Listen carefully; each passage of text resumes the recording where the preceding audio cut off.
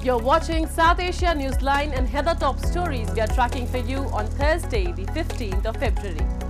PM Modi meets top leadership in Qatar days after release of Indian Navy veterans.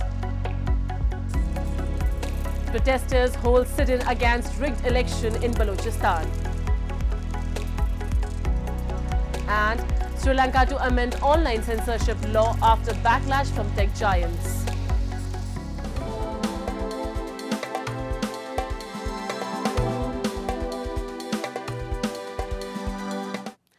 And now for all the details. In the second leg of his visits to the Middle Eastern countries, Indian Prime Minister Narendra Modi arrived in Doha and held bilateral talks with Amir of Qatar, Sheikh Tamim bin Hamad Al Thani, on Thursday. The Indian Prime Minister, who is on a two-day official visit to the Gulf country, also held bilateral engagement with his counterpart, Sheikh Mohammed bin Abdul Rahman Al Thani, and discussed ways to strengthen ties. The crucial visit comes days after release of 8 Indian naval veterans who were earlier sentenced to death for alleged espionage by Qatari authorities. The released personnel have credited PM Modi for his personal intervention, whom the Indian Foreign Ministry has said personally supervised the developments in the case.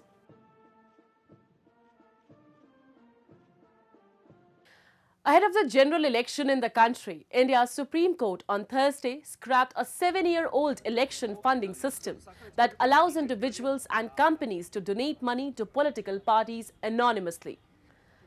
Announcing the verdict, the top court termed the electoral bond scheme unconstitutional and said anonymous electoral bonds violated the right to information and Article 19(1)(a).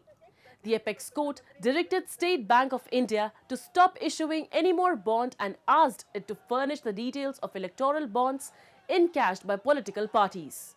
The Thursday's judgment came on pleas challenging the schemes on grounds that it hindered the public's right to know who had given money to political parties. Supreme Court has struck down the electoral bond scheme, comprehensively struck it down, and all the provisions that were made to bring it into effect in the Income Tax Act, in the Companies Act, etc., everything has been struck down. They have held that this violates the fundamental right to information of citizens to know about who is contributing this much money to political parties, etc. And protests have erupted in parts of Balochistan and other parts of Pakistan against election results marred by accusations of rigging. Uncertainty has continued with political parties jostling to form a coalition government. Hundreds of protesters gathered in Qatar, the provincial capital of Balochistan, for a sit-in on Wednesday, adding to this week's demonstrations against Pakistan's election results, marred by accusations of rigging. Workers and supporters of different political parties blocked all main highways linking Balochistan with other provinces in protest over what they say was vote rigging. Several members of Baloch, Pashtun and Hazara nationalist parties of the province protested in front of the office of the district returning officer. इस तरीके से यहाँ पे election का इनेकाद किया गया, जिस तरीके से यहाँ पे इलेक्शन का जो ड्रामा रचाया गया और जिस तरीके से सीटों की बदकिस्मती से खरीदो फरोख्त की गई, और इस इलेक्शन में हम समझते हैं कि इलेक्शन नहीं था, ये कोई धंधा था। यहाँ पे कारोबारी लोग आए, माफिया के लोग आए, उन्होंने यहाँ पे सीटों की खरीदो फरोख्त की और वो अब जाकर अभी असेंबली का हिस्सा बने। ऐसे लोग भी जो हैं वो असेंबलियों में अभी हम पे मुसल्लत किए गए हैं नुमाइंदगी के नाम पे, जो अपने गली के थे वाकिफ, हल्के से वाकिफ नहीं थे और हल्के का एक गली से वाकिफ नहीं थे, जो कैंपेन का वो हिस्सा ही नहीं बने। The nuclear-armed nation of 241 million people is grappling with an economic crisis amid slow growth and record inflation, along with rising militant violence. Analysts say the new coalition government led by PMLN leader Shehbaz Sharif will most likely face challenges on many fronts. I think the country stands at a very critical juncture, and country requires a holistic approach, a reformist agenda, which could not only provide some political stability, but should also come up with a new economic policy which could not only cater to the economic growth. Moving on, Sri Lanka has decided to amend its strict new internet censorship law after opposition from global tech giants who risked criminal prosecutions for content shared on social media.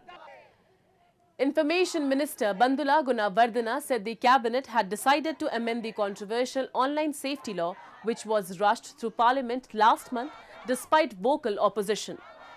The law as passed makes social media companies liable for any content posted on their platforms deemed offensive by Sri Lankan authorities. Opposition lawmakers have decried the law as an effort to censor political speech ahead of presidential elections due later this year.